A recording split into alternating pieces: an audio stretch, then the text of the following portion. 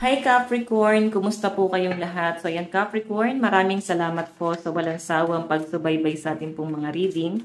And kung ikaw ay bago pa lang sa ating channel, mag-subscribe na po kayo. Then i-click mo na rin yung ating notification bell para lagi kang updated sa ating mga bagong upload.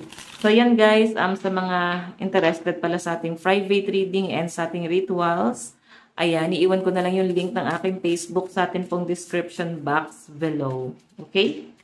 So, ang tagal natin hindi nakapag-usap. Napag-usap.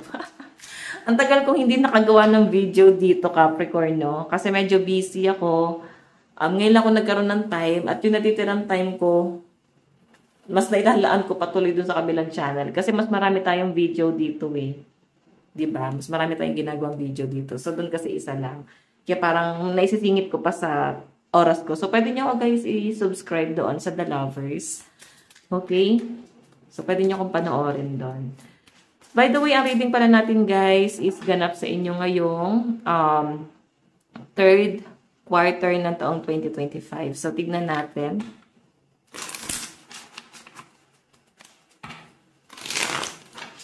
Tignan natin. Capricorn. Sun, Moon, Rising, and Venus sign. So, yan, guys, maganda pa rin na alam nyo ang inyong Sun, Moon, Rising, and Venus sign para sa pang guidance. Okay? Okay. So, Capricorn, meron tayong Judgment. Wow, parang slay them all. Parang ganun yung atake ni Capricorn, no? So, maraming nang maliit sa mga Capricorn, pero patutunayan mong parang mali sila. Okay? And nakikita ko sa mga Capricorn ngayon na parang pinaninindigan mo yung mga decision mo ngayon. Okay? Kumbaga, pinapanindigan mo yung mga parang mga ginawa mong desisyon, plano sa buhay mo ngayon. Okay, may mga bagay ka parang hindi mo na masyadong iniisip pa. Like, kunyari, may mga taon ginajudge ka. Ang pangit ng mga sinasabi sa inyo. So, pwedeng hindi mo na sila guys pinakikinggan. Kumbaga, yung atake mo biglaan na lang. No? Hindi na parang i-update pa sila sa social media. Parang biglaan na lang yung yung atake mo dito. So, maraming nagugulat dun sa sa mga ginagawa mo, pagbabago sa buhay mo. Ang daming taong na-amaze ngayon. So, nahusgahan ka, pero hindi yung pang-judge na negative. So, positive naman yung nakikita ko dito, Capricorn. Okay? So, titignan pa natin, Capricorn, Sun, Moon, Rising, and Venus sign. Ganap sa inyo ngayong third quarter ng taong 2025. Capricorn. Okay. Meron tayong 6 of Cups. So, sa relationship to guys, no, makikita mo na parang may pagbabago nangyayari sa person mo. Okay? Nakikita mo dito na parang mas naging, mapagmalasakit siya ngayon. Nakikita mo yung pagmamahal and yung pagiging pure nitong taong to doon sa relationship yung dalawa. Okay? Pero titignan natin guys, ha? Capricorn, Sun, Moon, Rising, and Venus. Tignan natin. Capricorn. Meron tayong 7 of Pentacles. So, yun lang guys. May mga obligasyon ka. Kumbaga, hindi ka makapag-focus sa pamilya nyo ng person mo. Kasi meron kang iniisip na ibang problema. Pwedeng problema mo sa pamilya mo. Iniisip mo yung kapakanan pa rin nila. Lalo na yung source of income, hindi ka makatulong. So, hindi mo alam kung paano sila tutulungan. Ganun yung pinapakita sa akin dito, Capricorn. Kasi 7 of Pentacles, responsibility. Nakikita ko yung matutulungan mo sila sa gawa or more on action. Na parang sila yung nandyan. Sila pa rin yung nandyan sa panahong parang ikaw pa rin yung nandyan sa panahong wala silang malapitan, no? Kasi pwedeng pera eh. Pera yung maibibigay na tulong sa kanila. Pero ikaw, kung hindi man pera yung napoprovide mo, pwedeng more on action ka naman. Okay? So, yun na lang yung parang pwede mong maibigay na tulong sa kanila. And medyo frustrated ka kasi nga, iniisip mo yung problema ng ibang tao. Hindi ka makapag-focus dito sa sarili mong problema ngayon. So, hindi mo alam kung paano mo siya matutulungan. So, pwedeng okay, sa pamilya to, no, may nakikita kasi akong family problem dito. Medyo parang meron kayong kinakaharap na problema dito. Ayan. Okay? Titignan pa natin. Capricorn, siguro mas maganda rito. Focus ka muna sa pamilya mo. Kasi malaki na rin siguro sila, no? Okay? Hindi naman kasi habang buhay talaga. Yun talaga realidad. Hindi habang buhay, kailangan natin silang i-shoulder. Kasi kung may anak ka na Capricorn, isipin mo na lang yung kapakanan ng anak mo. Ayan. At syempre ng pamilyang binuo mo.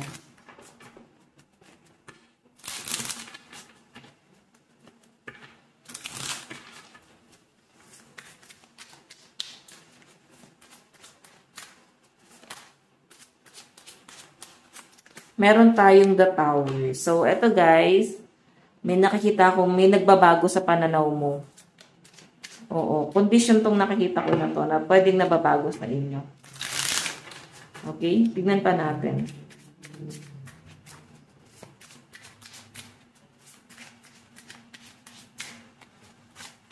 Meron tayong King of Cups. Oh, may separation. So guys, ito ha. Possible kasi na yung person mo, parang hindi niya ma-feel na parang binavalue mo siya. Okay? Hindi ka niya maramdaman doon sa relasyon nyo. Kasi nga yung focus mo, nandun sa pamilya mo sa mga magulang mo, sa mga kapatid mo, nandun yung isip mo. So, ang pinapakita sa akin dito, Capricorn, kasi since ending to, pwedeng magkaroon ng separation or meron ng gustong humiwalay. Parang napapagod na, gusto na lang umalis. Ganyan yung pinapakita sa akin dyan, Capricorn. Okay? Tingnan pa natin, meron tayong Ace of Wands. Ayun, no? Merong gustong umalis. So, travel siguro to guys sa malayo.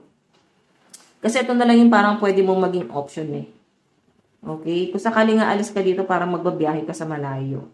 Capricorn. Siguro yung pamilya mo nasa malayo, tapos yung person mo.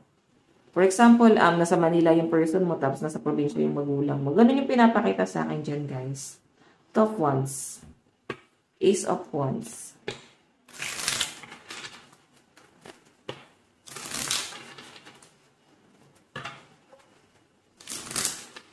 Okay, tignan natin. Yun nga lang guys, pwedeng mabigat sa iyo yung mga desisyon. Kasi may sitwasyon na hindi mo kayang iwan. Kaya parang mag-i-stay ka dito Okay, magtitiis. Or siguro sabihin mo na parang, pwedeng ikaw yung iiwan niya, Capricorn. So, siguro, magtitiis tong person mo kasi meron nang nag-uugnay sa inyong dalawa. Meron tayong, ayan, family to guys, Ten of Cups. So, family yung pinapakita sa akin na kailangan mong pagtuunan ng pansin. Okay? Meron tayong King of Swords, Three of Swords. May nakikita akong parang third party involved or pwedeng may ibang involved talaga dito. Pamilya talaga yung nakikita kong nagiging problema nyo ng person mo. Okay? Nagiging sentro ng ano mo Parang ito yung nagiging obligasyon mo ngayon may kinakaharap yung pamilya mo na problema, Capricorn. Sa relationship, guys, ayan, pwedeng may third party involved sa inyo kung bakit magkakaroon din ng separation dito. Okay? May mga pagdududa ka na dito, actually. Then, nakikita mo na yung person mo, eto, since family yan, siguro, hindi mo siya nakikita na parang nagpo-focus doon sa pamilya nyo. Okay?